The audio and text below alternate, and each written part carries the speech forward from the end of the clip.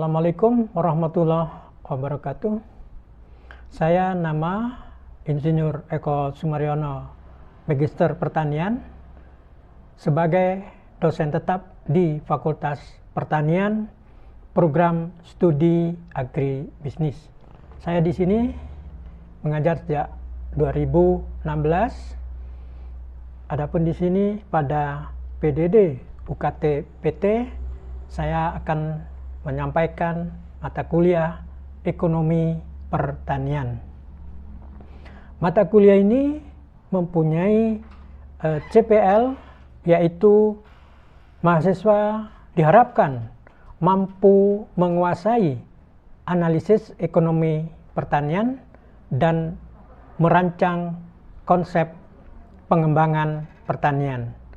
Adapun CP dari mata kuliah ini, yang pertama menguasai konsep ekonomi pertanian, kemudian terampil menganalisa ekonomi pertanian, membuat model, kemudian menganalisa aplikasi pengembangan pertanian, serta terampil membuat keputusan bisnis. Adapun materi terdiri dari yang pertama yaitu mengidentifikasi peranan ekonomi pertanian dengan beberapa indikator, antara lain yaitu diharapkan mahasiswa dapat menjelaskan pengertian ekonomi pertanian, menyebutkan dan menjelaskan sifat dasar dari produk pertanian.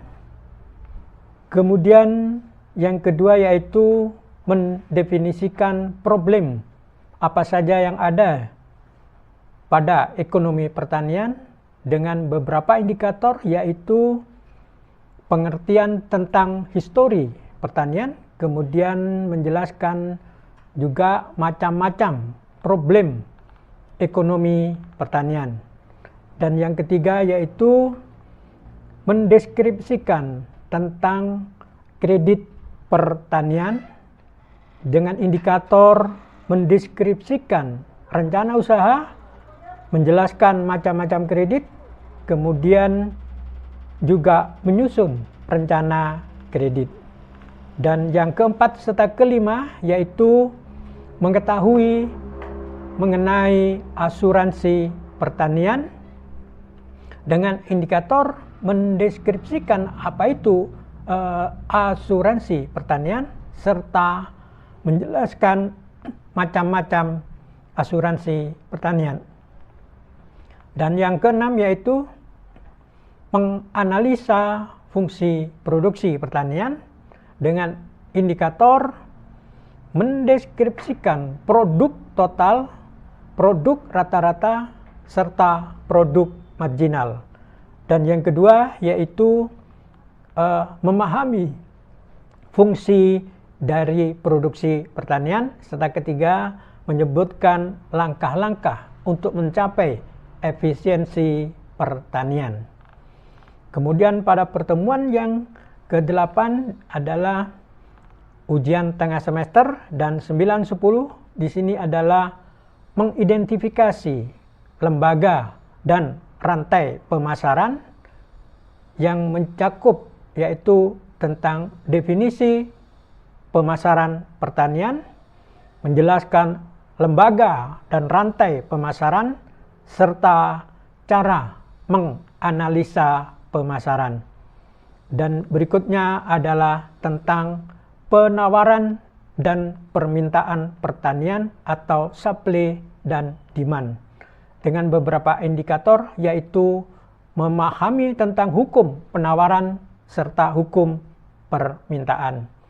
Kemudian diharapkan juga dapat membedakan macam-macam permintaan dan penawaran serta implikasinya.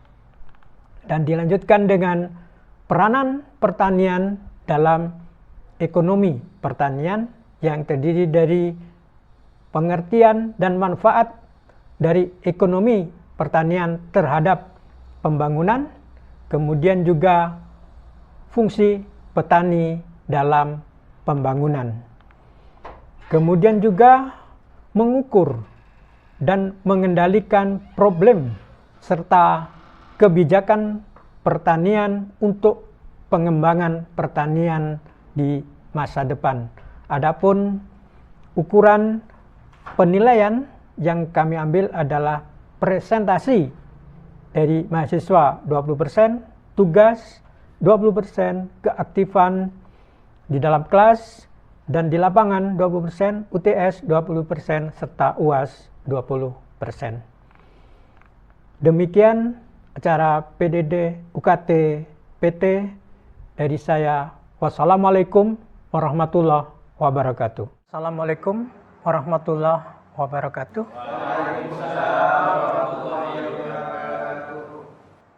Alhamdulillah, puji syukur kehadirat ilahi Rabbi kita pada kesempatan kali ini dalam hal memperbanyak ilmu, karena perintah Kanjeng Nabi itu tambahlah ilmu, katanya gitu ya. Apalagi sampai pada tingkatan ikhlas, apalagi sampai pada tingkatan ibadah, mudah-mudahan menjadi barokah ya. Kalau namanya barokah itu selalu akan bermanfaat yang bercabang-cabang, ibarat tanaman. Baiklah, dalam pertemuan kita kali ini, yaitu pada pertemuan ke-13 pada mata kuliah Ekonomi Pertanian dengan bab peranan pertanian di dalam pembangunan ekonomi. Sektor pertanian dalam pembangunan ekonomi di sini mempunyai beberapa peran sebagaimana kita ketahui bersama karena erat sekali dengan kehidupan kita sehari-hari. Misalnya di sini pemasok bahan pangan. Kalau namanya bahan pangan kita semua sudah kenal ya. Kalau kita di daerah Jawa Timur ini bahan pangan yang umum adalah beras, apa lagi? Pangan, jagung itu ya. Ya, itu.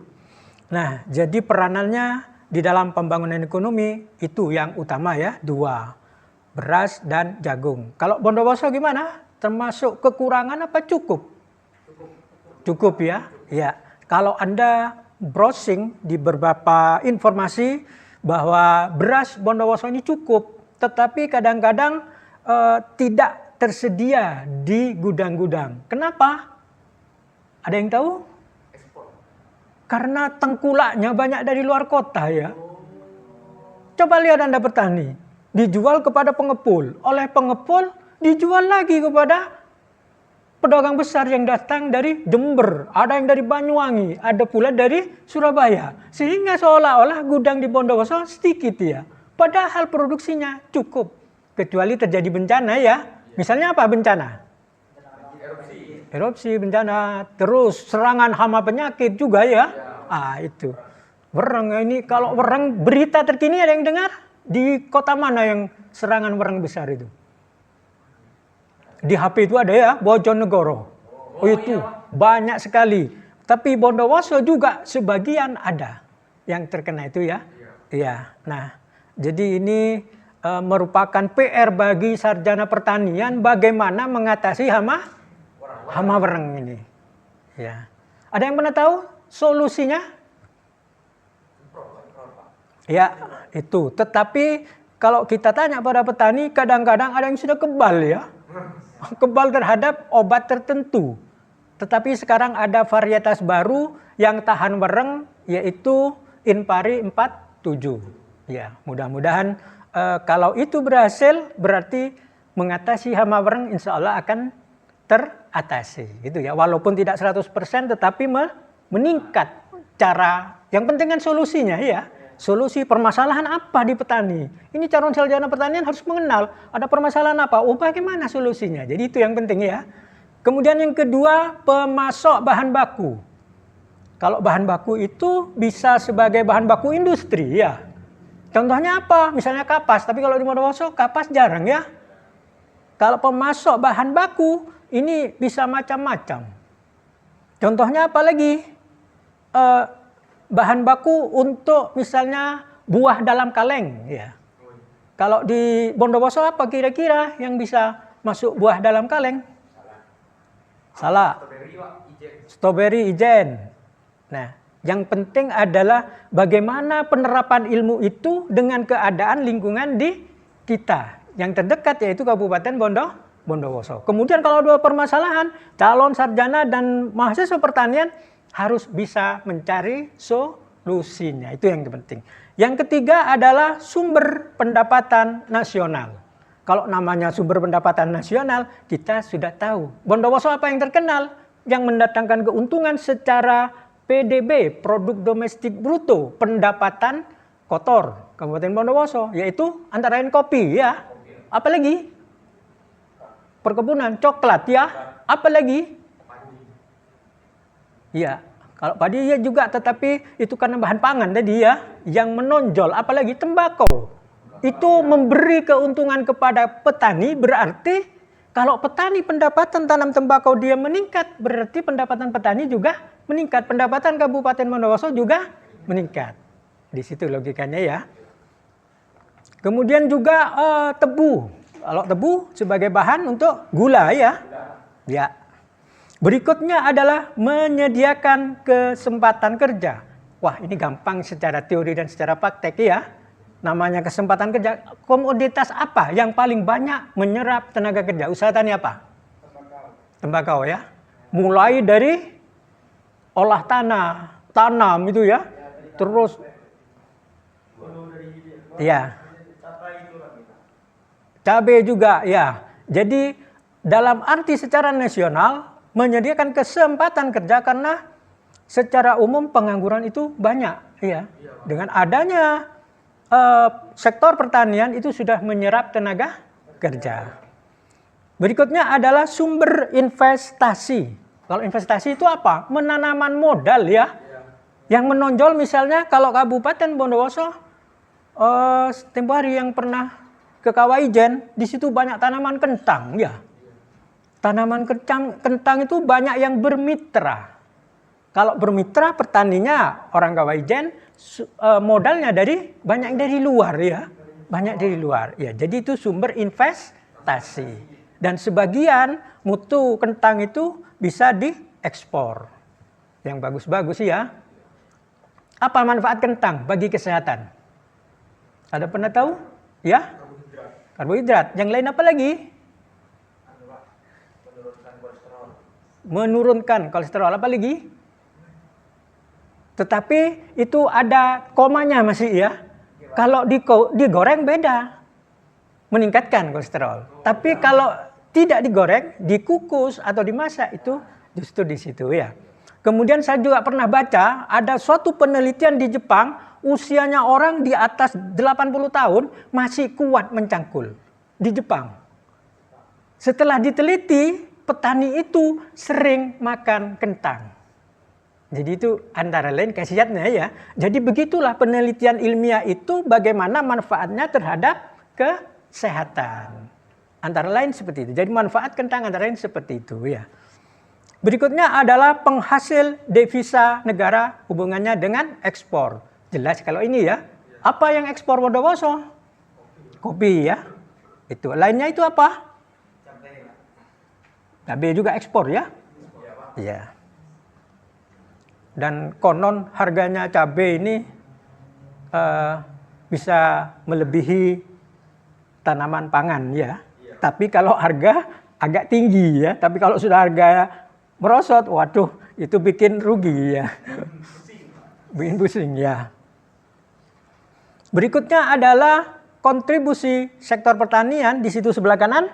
Fungsi pelestarian lingkungan, namanya lingkungan lestari. Lestari itu berarti bisa untuk jangka panjang, lebih sehat. Kalau contohnya apa gambarannya gampang saya kira ya.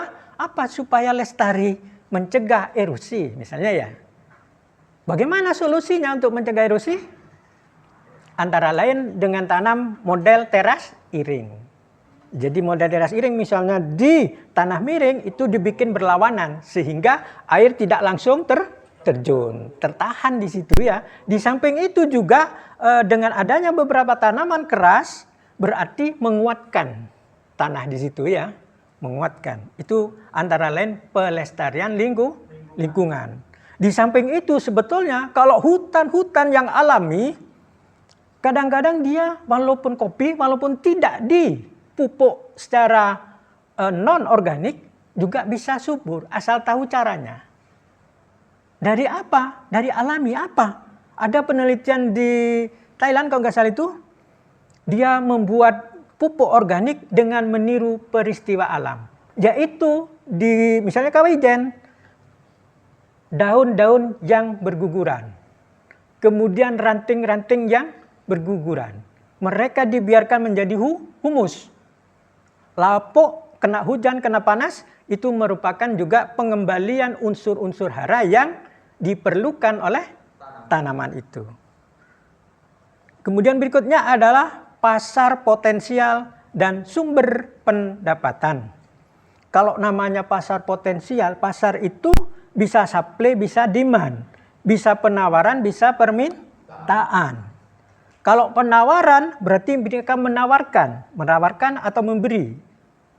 Kalau gitu produksi, apa dia sumber dari yang ditawarkan? Banyak hal tadi, seperti hasil-hasil produksi.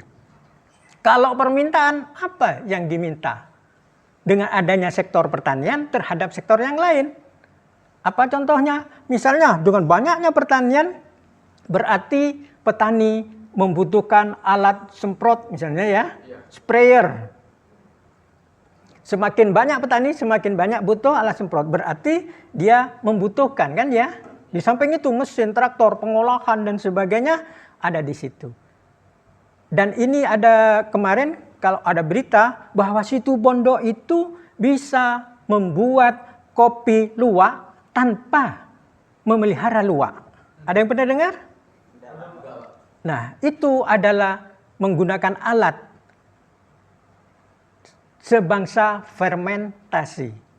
Dengan alat tersebut, maka kualitas dari kopi itu mempunyai aroma yang mirip dengan kopi luwak. Jadi kalau kopi luwak yang asli yang dimakan oleh luwak ya.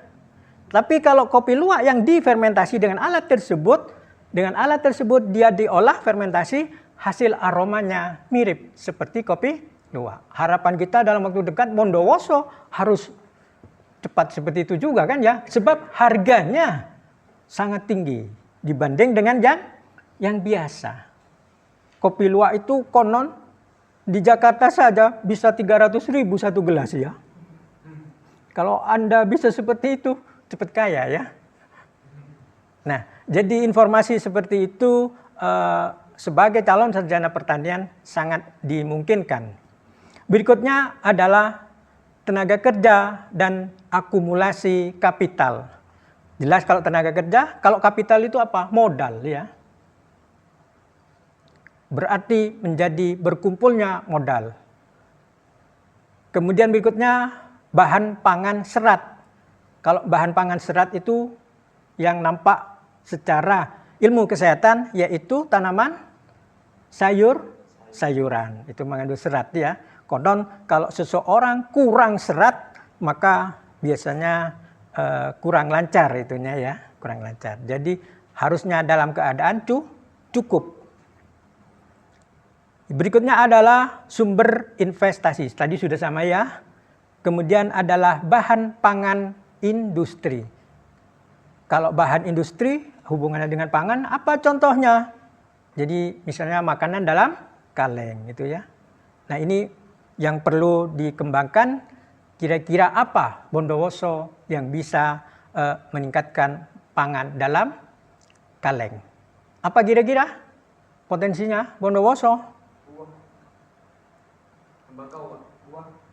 Buah. Apalagi kaleng, dimasukkan dalam kaleng. Jadi beberapa hal Anda sebagai calon sarjana kumpulkan informasi seperti itu.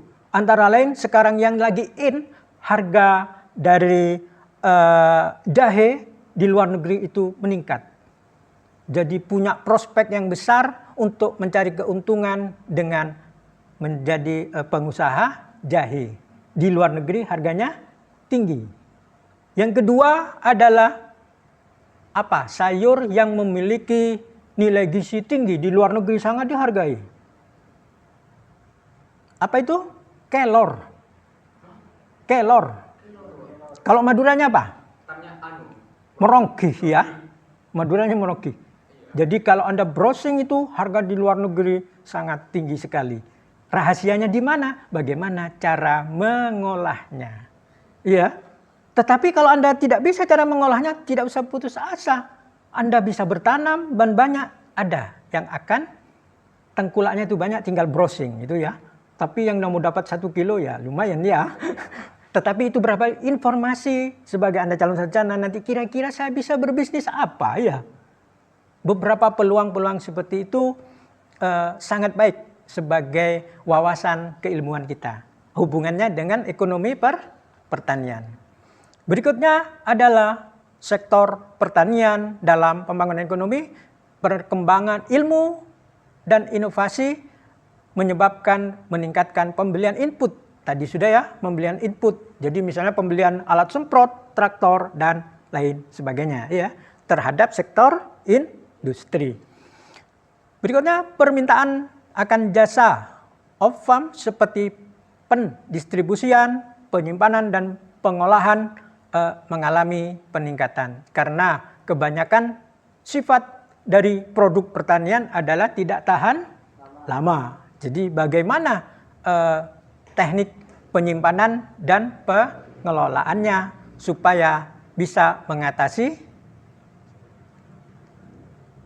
sifat yang tidak tahan lama tersebut. Penyerapan tenaga kerja cukup besar, jelas ini. Kemudian tenaga kerja di sektor pertanian tidak perlu keterampilan khusus. Level pendidikan pun tertentu signifikan dipengaruhi oleh land ratio. Ini contoh dari tabel kontribusi terhadap PDB. PDB itu singkatan dari produk domestik bruto. Artinya apa? Pendapatan kotor nasional. Di situ Anda lihat pertanian, pertambangan dan sebagainya, industri pengolahan dan sebagainya. Yang terbesar mana?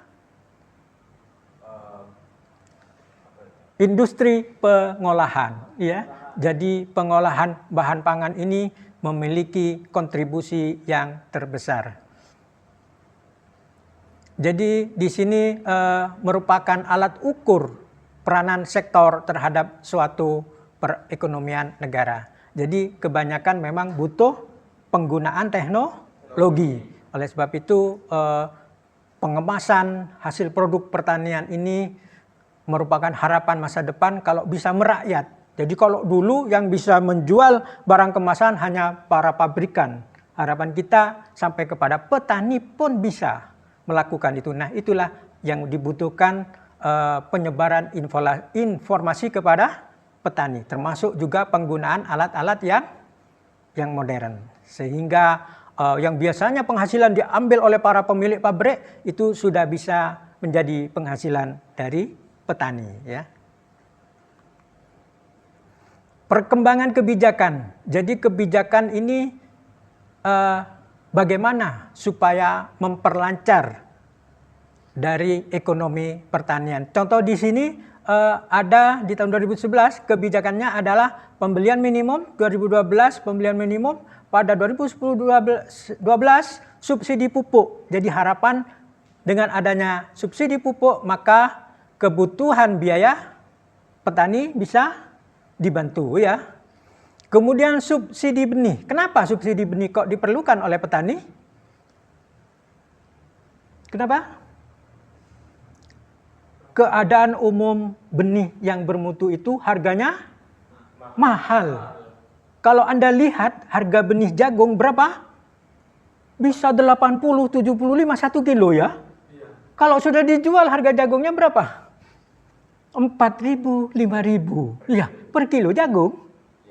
Nah, kalau kita simak, kita analisa harga benih dengan harga produknya jauh. Kalau sarjana pertanian bisa bekerja membuat benih unggul, berarti penghasilannya besar. Cuma butuh teknologinya itu. Ya, di situ instrumen utama dari kebijakan swasembada. Jadi bagaimana supaya Indonesia bisa swasembada pangan, maka kebutuhan pokok harus bisa terpenuhi. Konon katanya jika terjadi perang dunia ketiga, maka ekspor impor antar negara akan sulit. Maka yang bisa bertahan adalah yang berswasembada pangan. Itu nanti andai kata terjadi perang dunia. Ya, mudah-mudahan tidak ya. Instrumen utama kebijakan tarif impor. Jadi dengan adanya tarif impor itu apa sih maksudnya? Ada tarif impor dipertinggi. Seperti Indonesia ke Amerika, tarif impornya dipertinggi. Akibatnya apa? Sulit masuk ya dari sini ke sana. Kalau pajaknya tinggi. Itu ya.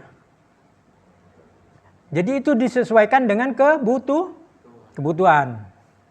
Kalau kira-kira misalnya impor buah-buahan dibikin tinggi supaya buah lokal menjadi bisa terjual dengan bebas, dengan murah ya. Tapi kalau sudah kekurangan maka tarif impor bisa diperkecil ya, supaya kebutuhan masyarakat, jadi antara kebutuhan dengan penilaian ekonomi perlu kebijakan tersendiri. Strategi peningkatan sektor pertanian di situ antara lain adalah pendapatan diversifikasi produk, memperkuat kapasitas regulasi, kemudian mendukung cara baru. Nah, menjamin berlangsungnya manajemen irigasi. Irigasi itu apa? Pengairan ya, air. Jadi kalau kita lihat jumlah penduduk semakin lama makin banyak, kebutuhan air semakin banyak. Berarti kebutuhan air untuk pertanian akan menjadi ancaman karena sebagian dipakai untuk kebutuhan manusia. Bagaimana supaya kebutuhan pertanian airnya itu tercukupi? Gimana solusinya? Ya? Maksudnya kebutuhan air untuk tanaman pertanian supaya bisa cukup. Walaupun dibutuhkan air untuk rumah tangga, perusahaan juga besar.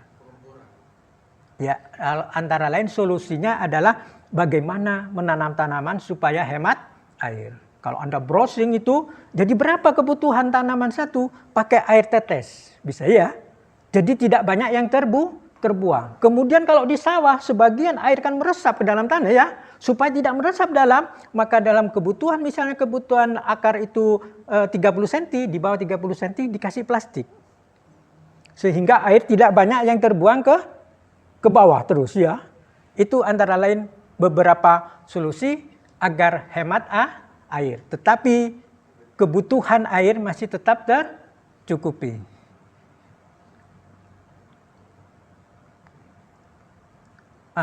Kemudian yang terpenting adalah bagaimana agar lingkungan tetap lestari. Artinya lestari tetap berkelanjutan, ya. Tetap berkelanjutan, tidak rusak oleh beberapa pembangunan, perlu keseimbangan. Jadi kalau sekarang rebutan antara kebutuhan lahan pertanian dengan kebutuhan industri dan perumahan.